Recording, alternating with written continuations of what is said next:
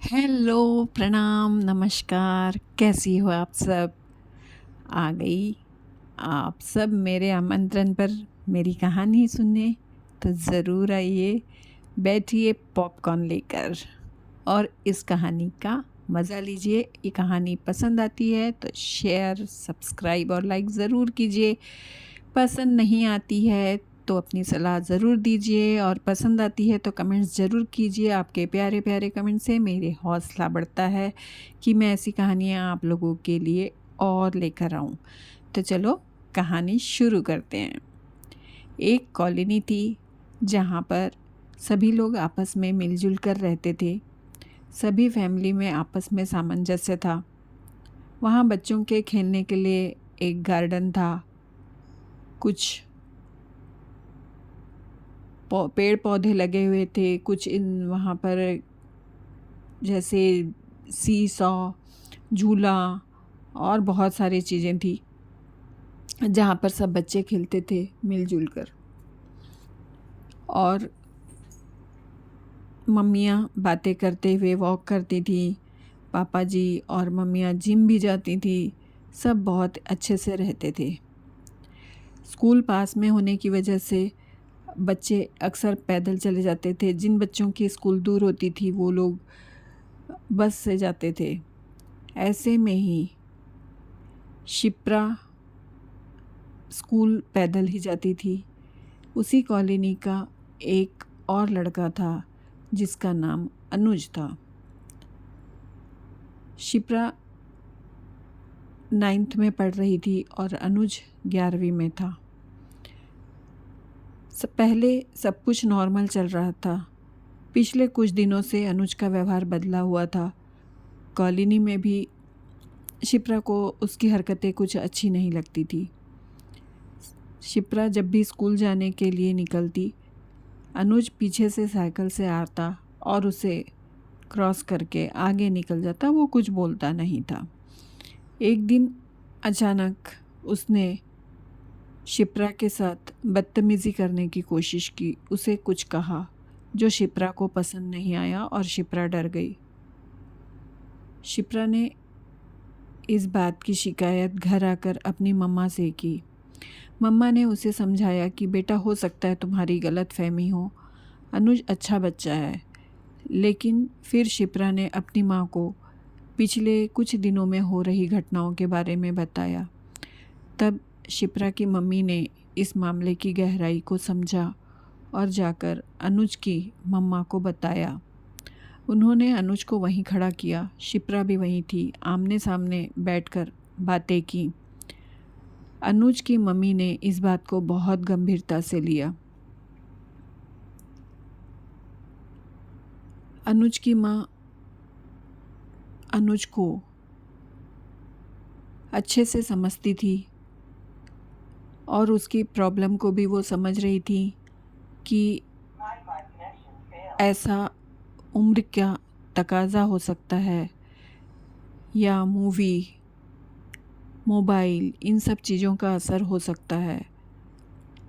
उम्र के इस पड़ाव में बच्चे अक्सर ऐसी हरकत कर देते हैं। ऐसा अनुज की मम्मी का सोचना था। अनुज की मम्मी ने शिप्रा की मम्मी को आश्वासन दिया कि आज के बाद अनुज की तरफ से ऐसी कोई गलती नहीं होगी। शिप्रा और उसकी माँ दोनों अनुज की मम्मी के इस व्यवहार से बहुत खुश थे कि उन्होंने उनकी बात को समझा, अन्यथा नहीं लिया और अनुज को समझाने का वादा किया है। ये दोनों अपने घर आ गई। इसके बाद अनुज की माता ने अनुज को पास बुलाया और उससे पूछा कि जो शिप्रा कह रही है, उसकी मम्मी कह रही है, क्या वो सही है? तो पहले तो अनुज ने इनकार किया कि माँ, ऐसा कोई बात नहीं है। हम लोग एक ही कॉलोनी में बचपन से पढ़े लिखे हैं, साथ में खेले कूदे हैं, साथ में पढ़ते हैं। तो अगर मैं आते जाते अगर उससे बात करता हूँ तो इसमें उसको बुरा मानने की कोई बात नहीं है। मैंने कुछ गलत नहीं किया। अनुज की माँ ने अपनी तरफ से बहुत कोशिश की उसे समझाने की, उससे बात निकलवाने की, पूरी कोशिश कर रही थी, लेकिन अनुज था कि मानने को तैयार नहीं था। फिर उसकी माँ को गुस्सा आया और उसने उसे डांटते हुए कहा कि तुम अगर अपनी गलती को नहीं मानोगे तो उसका अंजाम भुगतने के लिए तुम तैयार रहना। मैं इसकी शिकायत तुम्हारे पिताजी से करूँगी और तुम्हारे पिताजी का स्वभाव तुम्हें मालूम है, वह तुम्हें सबसे पहले ले जाकर पुलिस में दे देंगे। अब अनुज इन सब बातों से डर गया और उसने अपनी गलती को मान लिया और माँ से माफ़ी मांगी। माँ ने कहा कि मुझसे माफ़ी मांग के कुछ नहीं होगा, तुमने जो अपराध किया है उसके लिए तुम्हें क्षिप्रा और उसकी माँ से माफ़ी मांगनी पड़ेगी। कल सुबह जाकर तुम उसकी माँ से और उससे ज़रूर माफ़ी मांगना और भविष्य में इस तरह की गलती करने से बचना, नहीं तो तुम्हारा भविष्य खुद खराब हो जाएगा।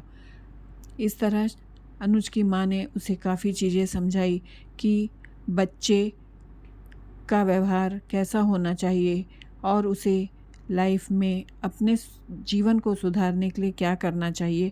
इस तरह की गलतियां नहीं करनी चाहिए कि उनका भविष्य खराब हो, साथ ही साथ दूसरों का भी भविष्य खराब हो।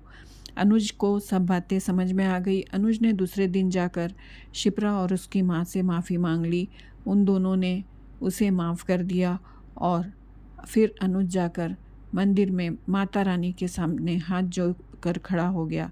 उसने माता रानी से भी माफ़ी मांगी और कहा कि माता रानी मुझे सद्बुद्धि देना कि मैं अपने जीवन में अच्छा कार्य कर सकूं, इस तरह की गलती को मैं कभी ना दोहराऊं और ना ही कभी इस तरह की गलती को सह सकूं और किसी को करने दूं। अगर मैं किसी को इस तरह की गलती करते देखूं तो उसे रोक लूं। और वह घर वापस आ गया और माँ को हाथ जोड़कर प्रणाम किया और कहा कि आज आपकी वजह से मेरी आंखें खुल गई। इसके बाद अनुज पढ़ लिख कर बहुत बड़ा आदमी बन गया और एक अच्छा नागरिक की तरह आज भी अच्छा जीवन व्यतीत कर रहा है। और सच ही है, अगर घर की माँ अपने बच्चों की गलतियों को नहीं ढकती है और उन्हें वक्त रहते समझाती नहीं है तो बच्चों का भविष्य तो खराब होता ही है, साथ में माँ का भी भविष्य खराब होता है, नाम खराब होता है, सपने टूटते हैं और बाद में हाथ में पछतावे के अलावा कुछ नहीं रहता, ना माँ के ना बच्चे के। तो आप लोगों को आज की मेरी कहानी कैसी लगी ज़रूर बताइएगा। अगर पसंद नहीं आई है तो कमेंट्स ज़रूर करिएगा कि आपको क्या पसंद नहीं आया, और पसंद आया तो क्या पसंद आया यह भी ज़रूर लिखिएगा। आपके कमेंट्स मुझे नई कहानी लिखने के लिए हौसला देते हैं। तो अगर कहानी पसंद आती है तो लाइक शेयर सब्सक्राइब ज़रूर कीजिएगा और कल फिर आइएगा किसी एक नई कहानी के साथ फिर मिलेंगे। तब तक के लिए अपना ख्याल रखिए, अपनों का ख्याल रखिए। Bye bye, tata, sayonara.